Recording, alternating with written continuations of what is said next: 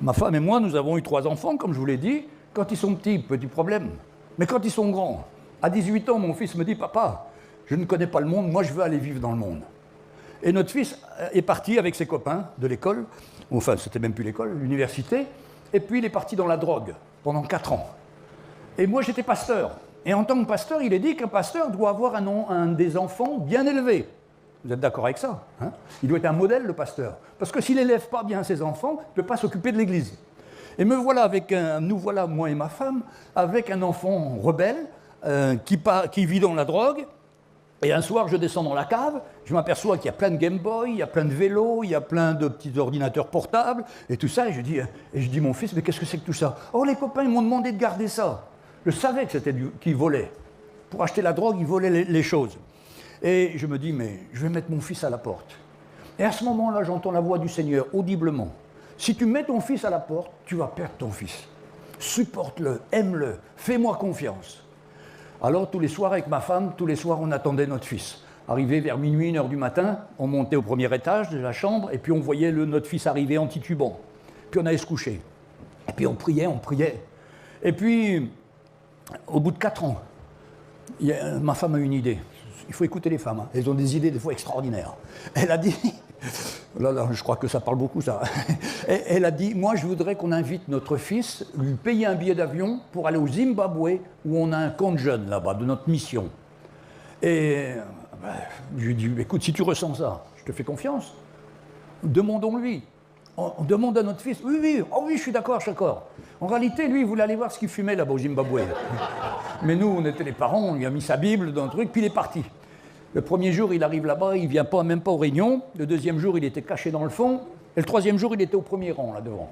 Demandez pardon au Seigneur pour ce qu'il avait fait. Et il prend le téléphone, il dit, papa, il y a de la drogue cachée dans la maison. Papa, il y a de l'argent. Papa, j'ai plein de choses volées. Papa, maman, pardon pour tout ce que j'ai fait. Et il a une repentance qui dure au moins 3-4 jours. Il nous appelle du Zimbabwe, il n'y avait pas Internet à l'époque, ça nous a coûté 1 500 € de téléphone. Et ça continuait toujours. Je dis à ma femme, on va aller là-bas.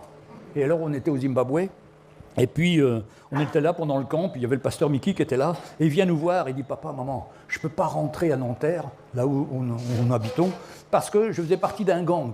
Et si je ne vends plus de la drogue avec eux, ils vont me tuer. Et là, il y avait le frère Mickey, qui est de l'île Maurice, qui a dit, qu'ils viennent habiter chez moi. Et c'est comme ça que notre fils est parti habiter à l'île Maurice, et qu'il a été protégé, qu'il sert le Seigneur là-bas, il est un instrument du Seigneur, et quelle grâce. Mais je voudrais vous dire, quand un jour j'ai réuni tous les frères et sœurs d'église, j'aurais dit, écoutez, si je ne suis plus digne d'être pasteur, parce que mon fils a fait des bêtises et qu'il est mal élevé, je suis prêt à démissionner, trouver un autre pasteur pour me remplacer. Les frères et sœurs ont dit, non, on va prier pour toi.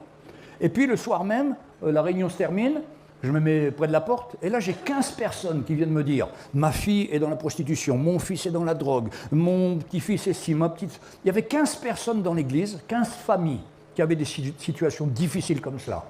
Et on s'est mis à prier. Et en 16 ans, 14 des 15 enfants sont revenus au Seigneur. Il n'y en a qu'une qui est parvenue, elle est toujours en prison pour trafic de drogue. Mais on a vu la main du Seigneur. C'est pourquoi Dieu ramènera le cœur, il ramènera le cœur des pères à leurs enfants et le cœur des enfants à leurs pères. Mais voilà, ça commence par le père. Et je me suis toujours demandé, mais pourquoi moi c'est le père? Parce que quand on a des enfants jeunes, notre fils, il commence à vouloir faire comme papa, à être plus fort que papa, à mieux jouer au foot que papa. Et moi, mon fils, quand il était petit, il avait 5 ans, il perdait 10-0 au foot, lui et moi, il disait que j'avais triché. Tellement il était dur. Mais le Seigneur a su le trouver par sa grâce. Et ça nous donne l'espoir à toutes nos familles, mes frères et sœurs, qu'on n'a plus nos enfants, ils sont partis dans le monde. Dieu a un plan pour les ramener.